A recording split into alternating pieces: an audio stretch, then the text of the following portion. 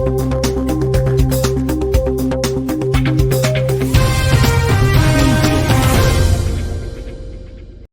झारखंड में खनिज संपदा से अमीर झारखंड हो जाता है, लेकिन यहाँ के आदिवासियों की बात करें तो हर जगह बेचारा बनकर गरीब स्वीकार किया जाता है।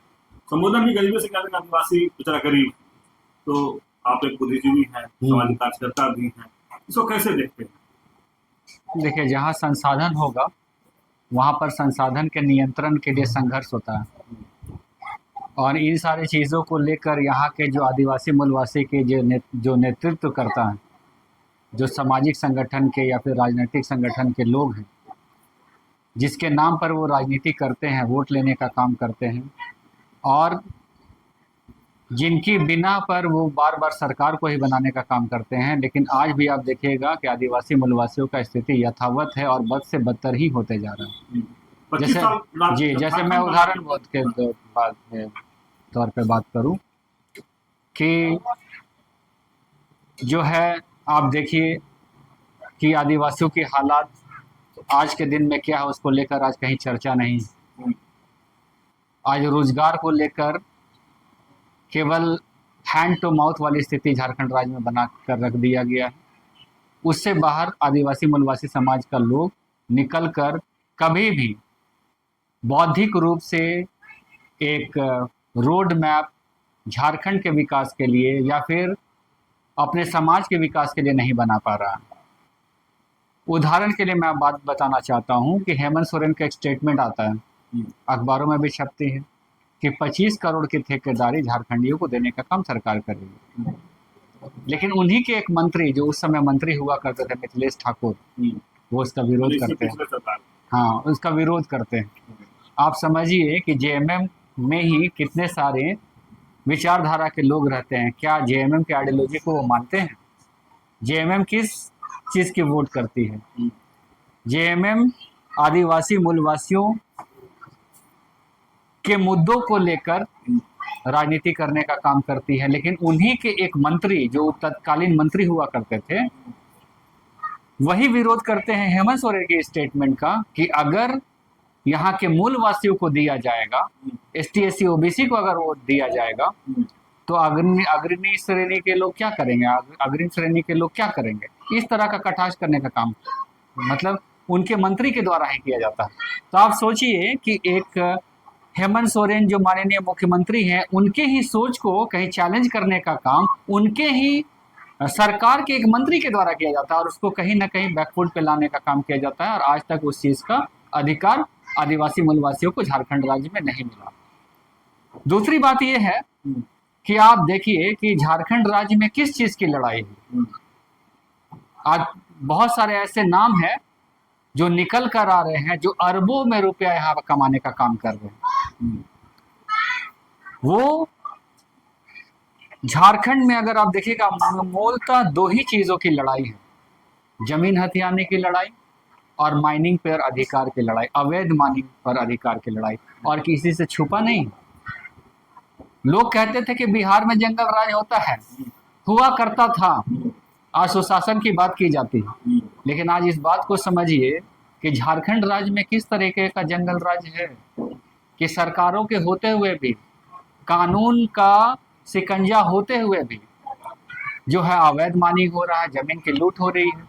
और इसी सरकार के पदाधिकारी जो न्यायालय में जो आदेश पारित होते हैं उसको मानने का काम नहीं किया जा रहा। जैसे उदाहरण के लिए मैं बोल सकता हूं कि लगभग 8000 जमीन सीएनटी की, जो गैर सीएनटी वालों के द्वारा हथिया लिया गया, उसको न्यायालय के द्वारा आदेश दिया गया कि वो जमीन वापस होनी चाहिए, लेकिन आज तक जमीन वापस नहीं होती। ये डीसी, भू राजस्व मंत्री, भू राजस्व मंत्रालय के सचिव क्या कर रहे हैं? हाथ पर हाथ रखकर। तो क्यों ना उन पर मुकदमा दायर होनी चाहिए? अगर आप कानून के रखवाले होने के बाद, संविधान के शपथ लेने के बाद, पढ़े लिखे आईएएस यूपीएससी जो एक बहुत अच्छी एग्जाम होती है, उसको पास करने के बाद आप अगर न्यायालय के आदेशों को नहीं मान रहे हैं, तो क्या उनको जेल की सलाखों के पीछे नहीं होनी चाहिए? अब आप देखिए किस तरीके की यहाँ पर आज पलायन के सवाल को आप अगर देखिएगा, आज तो मुझे इस बात का बहुत आश्चर्य होता है कि हमारे समाज में, झारखंड के समाज में लोग अपने आप को बुद्धिजीवी मानते हैं और बहुत सारे बुद्धिजीवी हैं जो काम भी कर रहे हैं। लेकिन हम जब एक घर में नौकरी करते हैं और जब हमारा वेतन आता है महीने के शुरुआत में, तो हम घर को लेकर भी एक बजट बनाते हैं कि राशन पानी में हम कितने खर्च करेंगे, बच्चे की पढ़ाई में कितना खर्च करेंगे, कितने पैसों को हम सेव करने का काम करेंगे।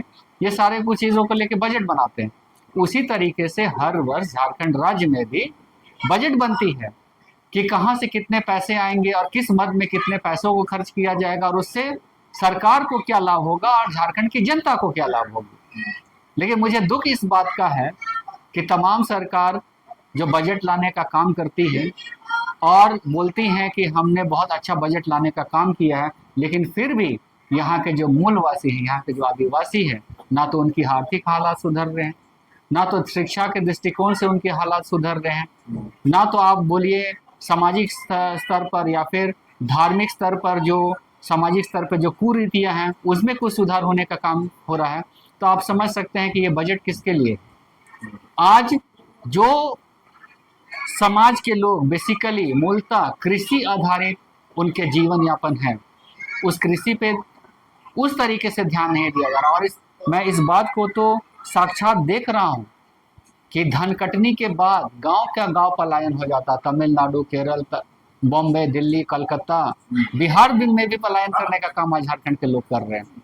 और उसको लेकर कोई राजनीतिक दल के लोग, सामाजिक अगुवा भी इस बात को नहीं करे कि किस तरीके से पलायन को झारखंड राज्य में रोका जाएगा। आप इस चीज़ को समझ सकते हैं। अगर हर खेत में पानी हो, उनको उन्नत तकनीक से खेती के बारे में सिखाया जाए, पैदावार अगर अच्छी हो जाए, तो क्या यहाँ के लोग पलायन करेंगे? लेकिन उसके मद में कितने बजट एलोकेशन किया जाता है, मतलब कितना अमाउंट जो है उस एलोकेशन में दिया जाता है कि कृषि की सुधार हो। यहाँ पे जो कृषि आधारित लोग जीवन यापन कर रहे हैं उसमें उन्नत तकनीक का यूज़ करके जिस तरीके से विदेशों में की जाती है उस तरीके से यहाँ खेती की जाए, उसको लेके यहाँ पे कोई वैज्ञानिक दृष्टिकोण से खेती के लिए लोगों को यह नहीं किया। दूसरी तरफ आप देखेंगे आज युवा बेरोजगार हैं। आज भले ही हम रिजर्वेशन की बात करते हैं, आज ओबीसी भाई भी 27% रिजर्वेशन की बात कर रहे हैं, आज आदिवासी लोग भी कुर्मी बनाम आदिवासी की लड़ाई में आरक्षण को लेके कर रहे हैं। लेकिन ये आरक्षण मान लीजिए दिया भी जाए, नियोजन नीति बन भी जाए, तो क्या हर किसी को सरकारी नौकरियों में नियोजित किया जा सकता है? ये एक सवाल है।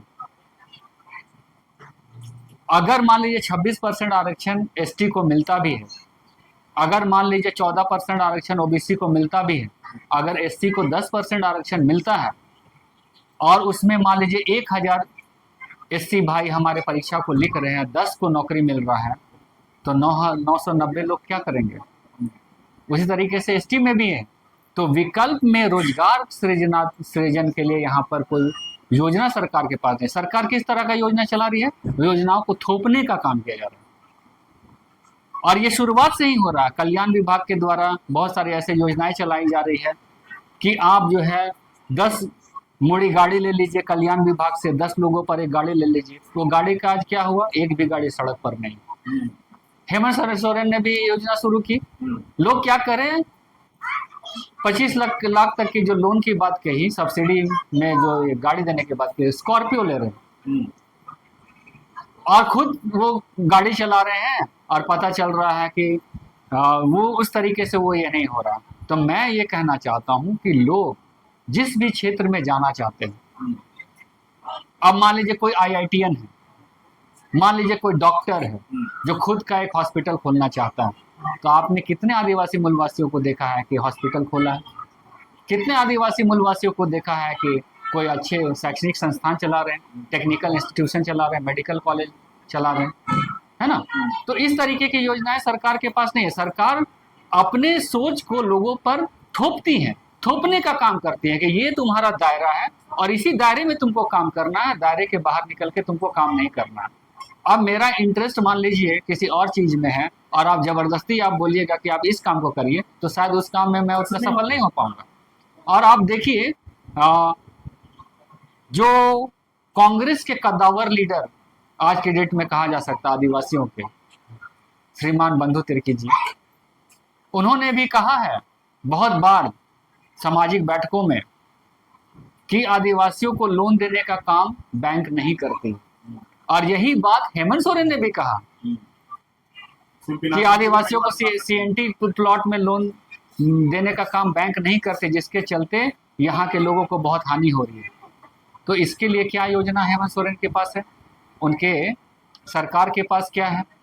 वित्त मंत्री इसके पूर्व में शिक्षाविद, यूपीएससी उत्तीर्ण, है ना, रामेश्वर उरांव जी रहे, फिनांस मिनिस्टर रहे, है ना। तो आप इस चीज को देखिए कि आज मैं इस बात को समझ पा रहा हूं गहराई से कि जहां सीएनटी की जमीन है, अगर आप शहर में आप देखेंगे, अगर सड़क के किनारे कोई सीएनटी का जमीन बचा है, या तो वो खाली स्थान होगा, या तो लूट लिया जा रहा होगा, या तो ये झोपड़ी एक मकान दिखेगा। और यही स्थिति चडरी का भी है। फिराय लाल के बगल में चडरी है, और एक है फिराय लाल। फिराय लाल एक ब्रांड है, और चडरी के लोग किस तरह का ब्रांड है मैं नहीं मान सकता, मैं नहीं बता सकता। वहां पर आज भी स्थिति दयनीय है। वो एक बहुत बड़ा गांव हुआ करता था, छोटा गांव रह गया है, मात्र 20-30 घर रह गए होंगे, और वहां भी बेसिक फैसिलिटी की कमी है। ना उचित पानी का सुविधा है, ना स्टैंडर्ड ऑफ लिविंग है, ना उनका आय है। तो जो कमर्शियल प्लॉट है, जहां पर कि मॉल, दुकानें, प्रतिष्ठान बनते हैं, जो जिस तरीके से फिराय लाल है, जिस तरीके से जीएल चर्च कॉम्प्लेक्स है, जिस तरीके से तमाम आपके मॉल्स है, आपने कहाँ देखा है कि आदिवासी मूलवासियों का कोई मॉल है?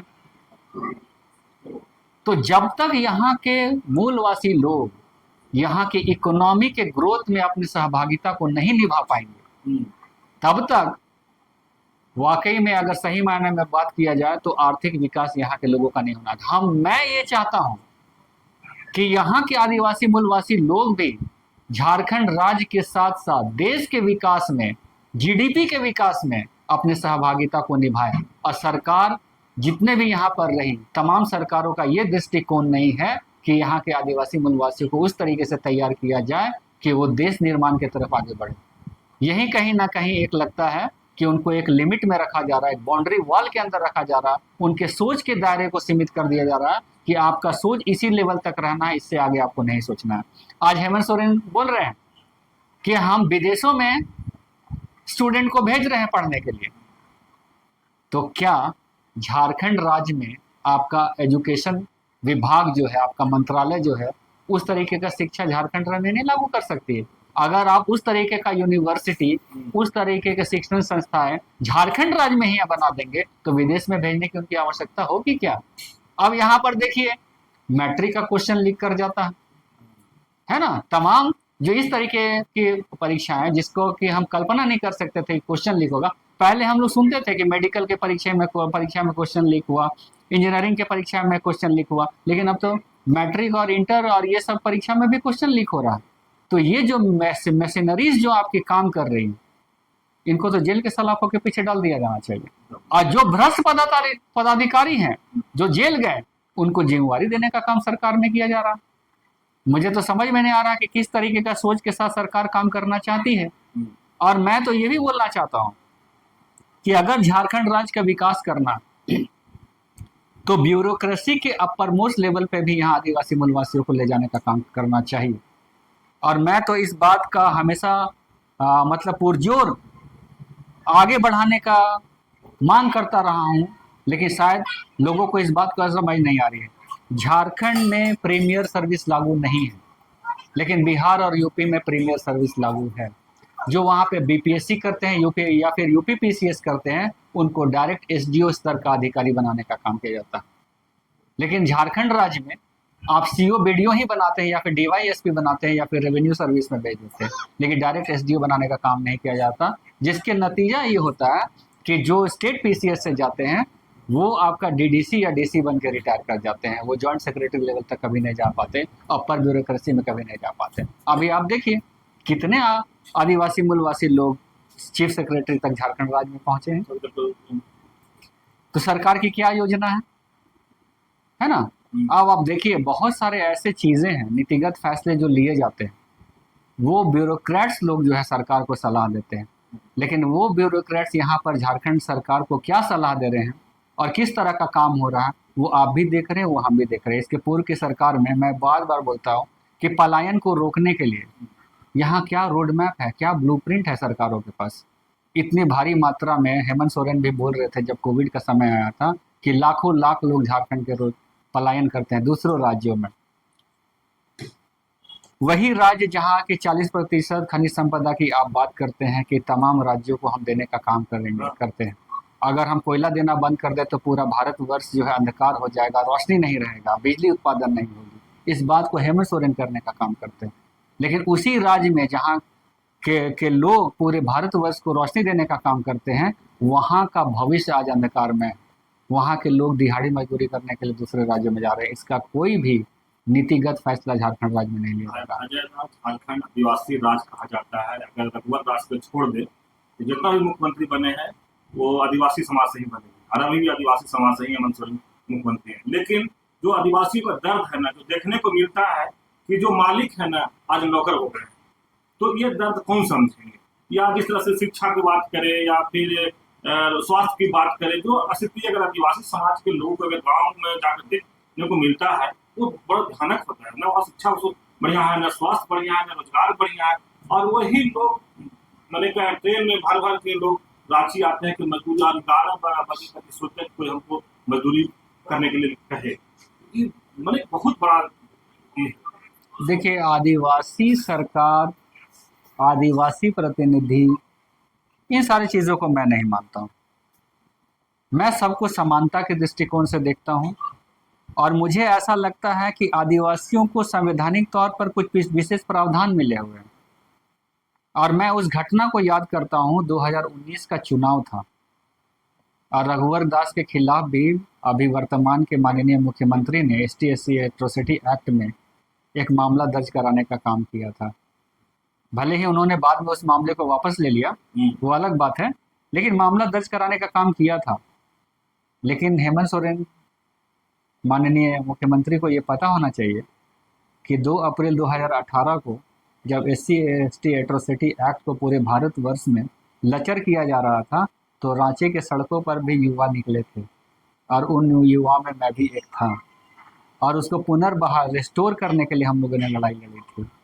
और ये जो है पूरा देश का एक मुद्दा बना और उसमें हमारे साथी जो है रांची से जेल भी गए थे। आदिवासी हॉस्टल में पुलिसिया कार्रवाई भी हुई थी, घेर के लोगों को घसीट घसीट के मारा गया था युवाओं को।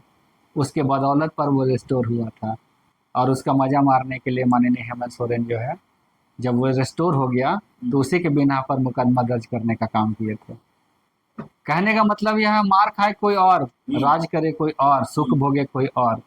उसी तरीके से जो दर्द दिसुंगुरु शिबू सोरेन ने देखा था, आज वो स्वर्गीय हो गए, वो शायद अगर उसका एक अंश भी हेमंत सोरेन आज अनुभव अगर करते तो हमको लगता है कुछ सुधार झारखंड राज्य में दिखता है ना।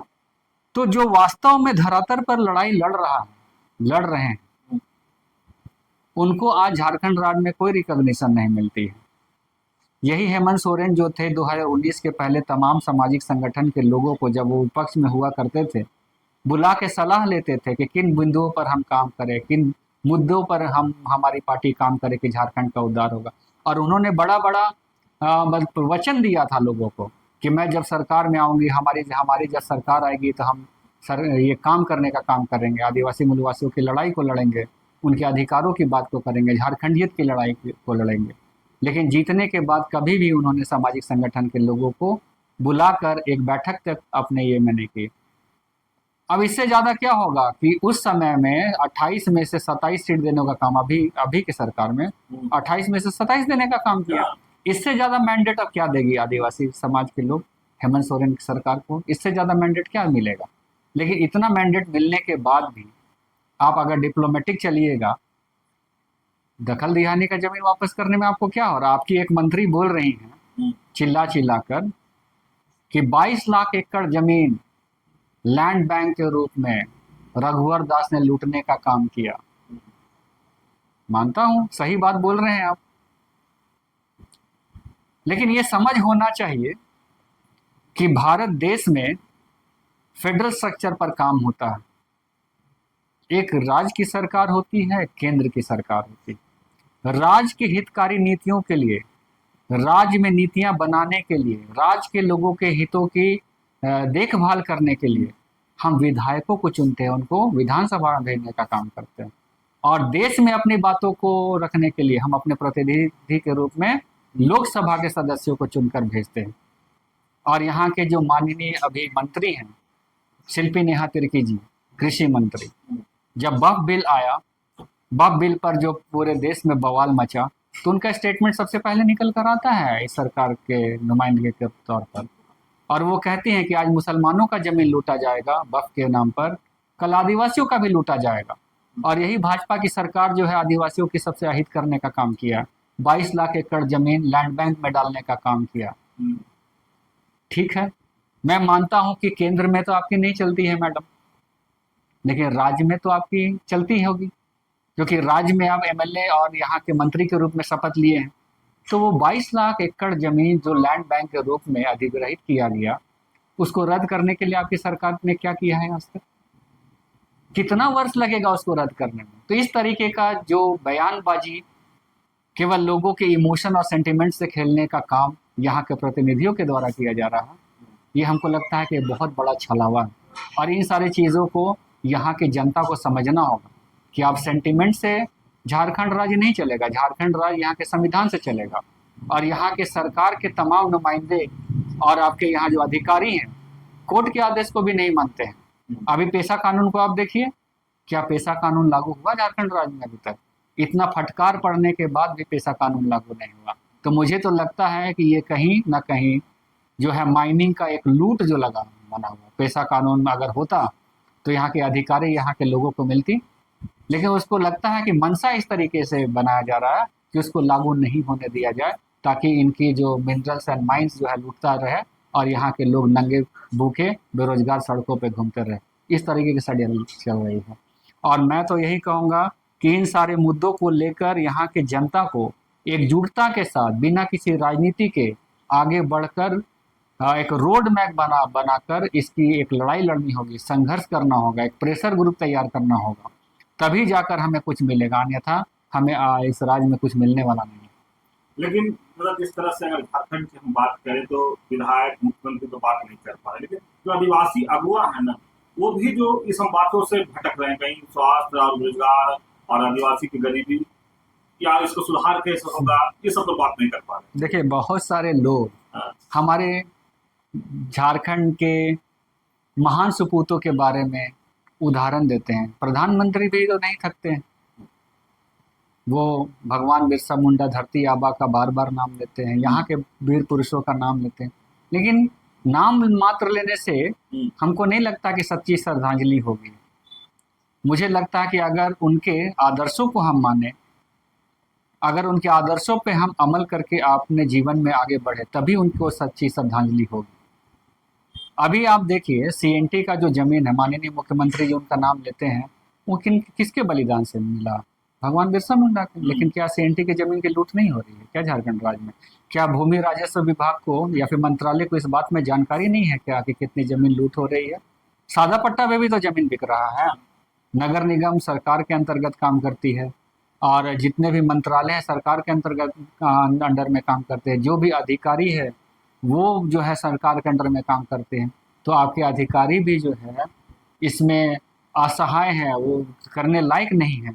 आपके जो विधायक है वो करने लायक नहीं है। जुडिशियरी का जो न्यायालय का जो आदेश है उसको भी नहीं मान रहे हैं। तो आप सोचिए कि किस तरीके का लोकतंत्र इस झारखंड राज्य में चल रहा है। इसीलिए मुझे ये लगता है कभी कभी कि आदिवासी जब अपने अधिकारों की बात करते हैं, जब वो थक जाते हैं और कि तो उनको जब लड़ते हैं तो उनको नक्सली बता दिया जाता है, उनको जेल के सलाखों के पीछे में डाल दिया जाता है। यही बात तो हेमंत सोरेन भी बोले थे कि सबसे ज़्यादा जेल में कौन है, यहाँ के आदिवासी हैं।